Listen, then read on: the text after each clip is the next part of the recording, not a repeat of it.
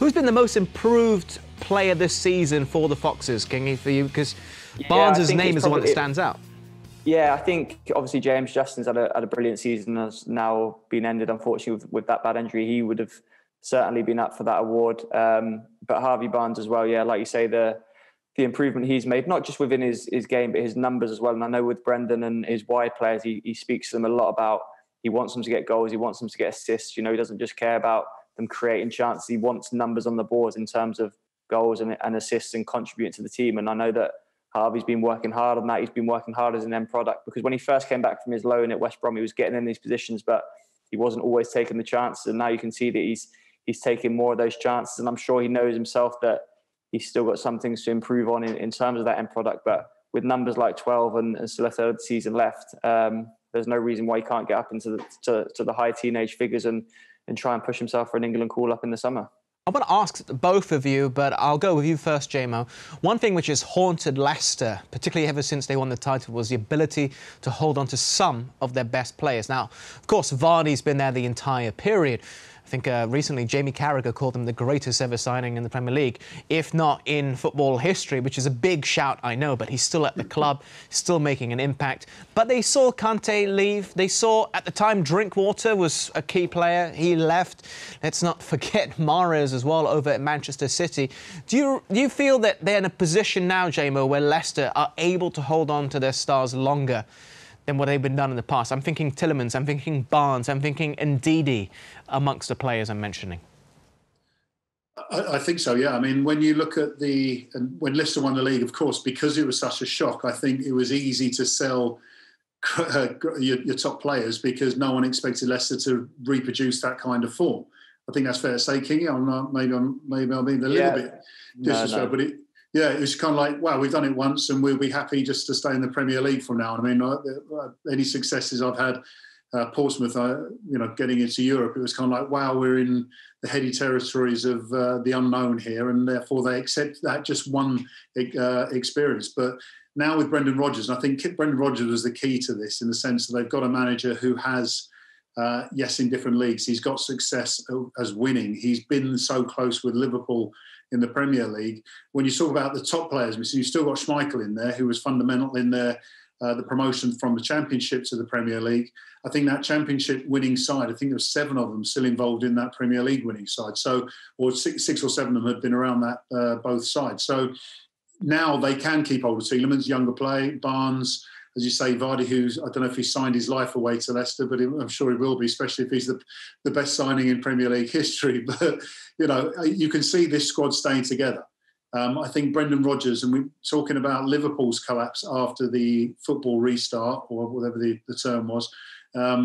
Leicester had a similar blip, if I remember rightly, Kingy, the end of last season, where they didn't really come back flying when everyone expected them to.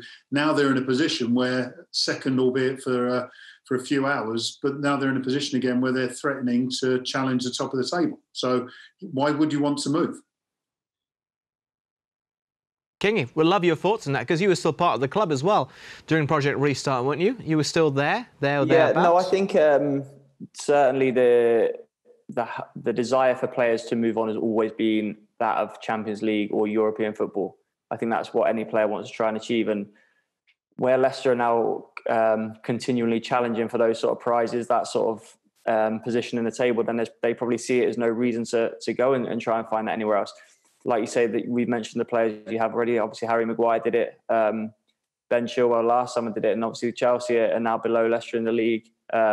Manchester United were below Leicester for long periods of the league season last year. So it's not always a case of, if you go into a so-called bigger team, that they're going to end up being better off in the table. So I think that's what Leicester's next goal needs to be, is trying to get in the Champions League. I think if they can do that, they will then secure the likes of the younger players who've performed so well: Harvey Barnes, Yuri Tielemans, James Maddison's just signed a new long-term contract anyway. So I think that's always been the ambition of the players, is to always try and break into Europe, or they want to get those Champions League nights, especially the ones who've experienced it when we were last there. So once Leicester can start doing that on a continuous basis, and I think then the players will certainly be happy to stay, because it's such a good club, it's so well run.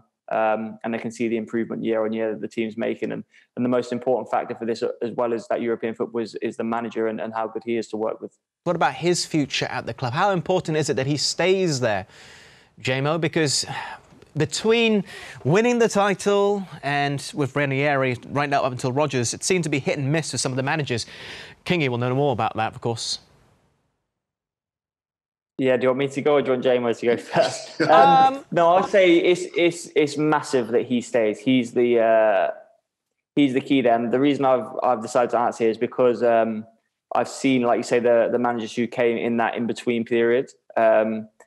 So I've seen the difference which managers can have within a similar squad of players. Obviously, the squad now has changed, but when Brendan first took over, that wasn't the case. It was the same sort of squad as players which Claude Puel had, which Craig Shakespeare had, and obviously which Claudio Ranieri had at the end of his time. So the performances are like chalk and cheese from before Brendan came to how the team is playing now. And I think he's the reason.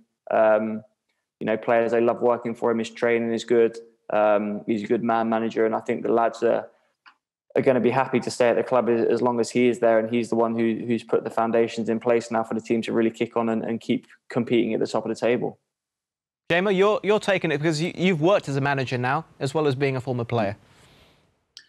Yeah, I mean, the way that Brendan Rodgers talks, and I say his experience is obviously the key to this, but the way that he talks, and it was interesting, we didn't really have enough time to talk about it. In his pre-match chat, he was confident. And there was an air of confidence and, obviously slightly biased towards Liverpool. I was listening to him speak and I was thinking, I hope you're joking here because you sound very confident. Now, you can argue that the performance for the best part, just like when was the goal, 67th minute, up until the 67th minute, Liverpool looked like the more likely side to win the game. But I go back to the point that Kasper Schmeichel wasn't man of the match up to that point. So it wasn't like Liverpool were creating chance after chance. Leicester had a game plan, slightly helped by Liverpool, it would be said. But as a manager, he breeds confidence in that side.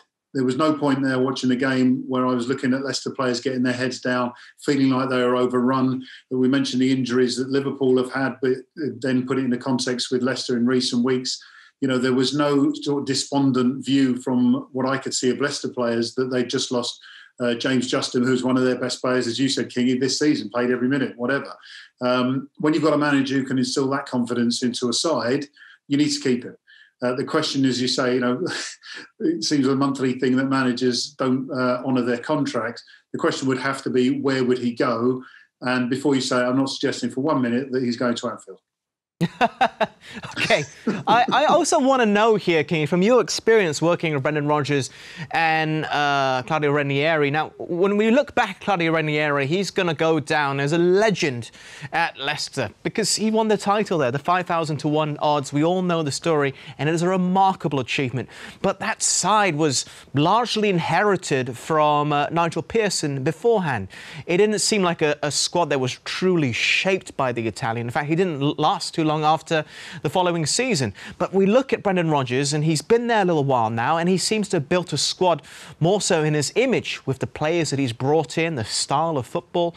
Do you think he's achieved greater success in a purely footballing sense, not trophy sense, but purely footballing sense than what Claudio Ranieri achieved?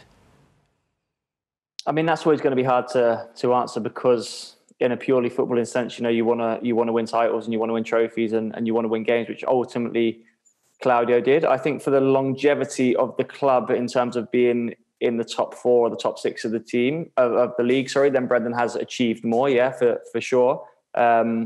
His team is going to constantly be competing at the top end of the table. He's going to constantly be competing for the top 4, constantly competing to try and win the league, to try and win the FA Cup.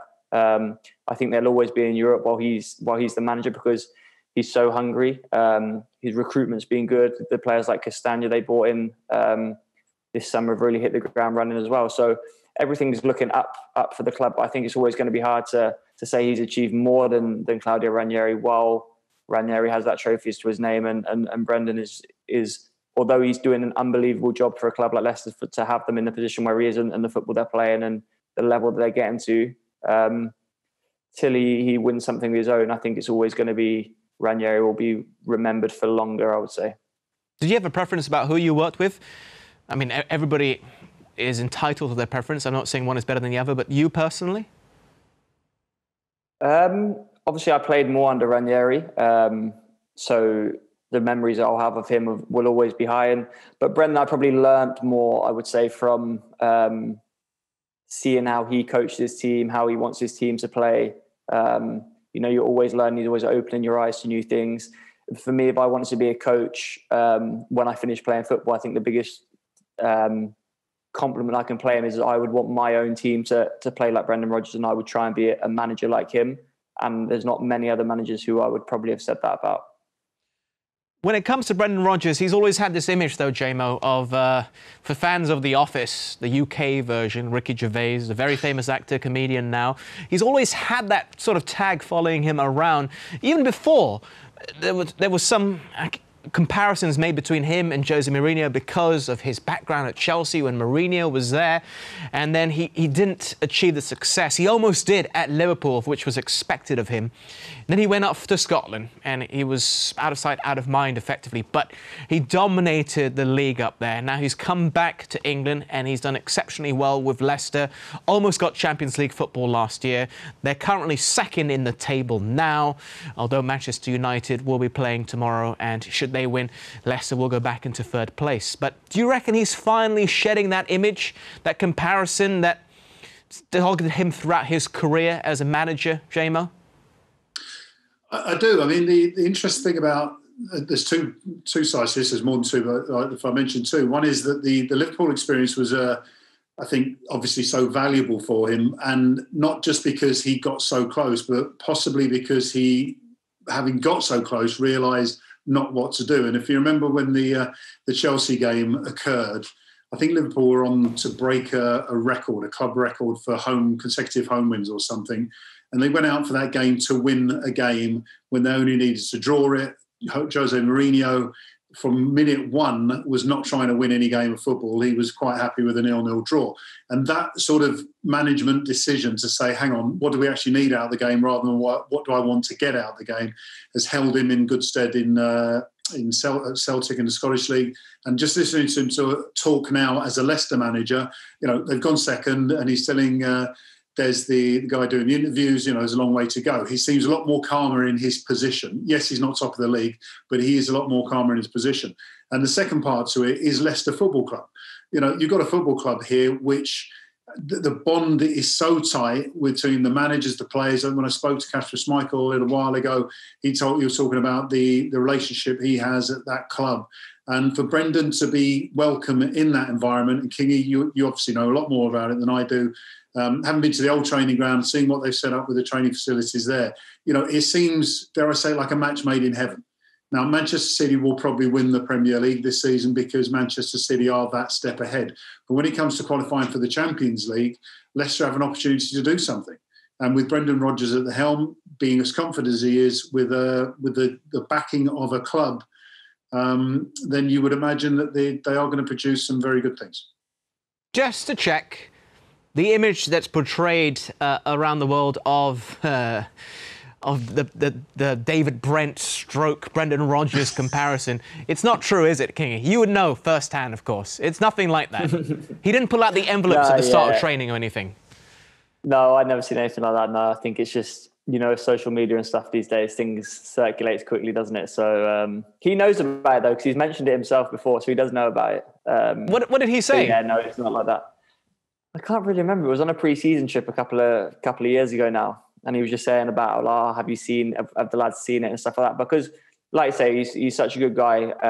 He chats to the players about all sorts of stuff, not just football. So yeah, everyone had a bit of a laugh about it and stuff. But yeah, he's aware of it. But he's doing a fantastic job, isn't he? So it's fair play to him. Great credit to him.